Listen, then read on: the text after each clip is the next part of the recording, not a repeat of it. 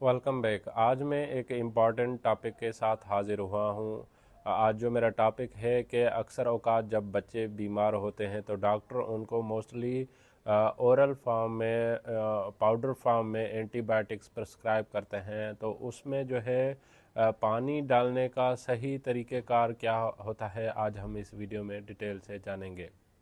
अगर डॉक्टर ने कोई भी ओरल फॉर्म में पाउडर फॉर्म में एंटीबायोटिक किसी इन्फेक्शन की वजह से प्रिस्क्राइब किया है, अगर उसमें आपने पानी अगर उसी मिकदार के हिसाब से अगर नहीं डाला तो उस मेडिसन का उतना इफ़ेक्ट नहीं होता है।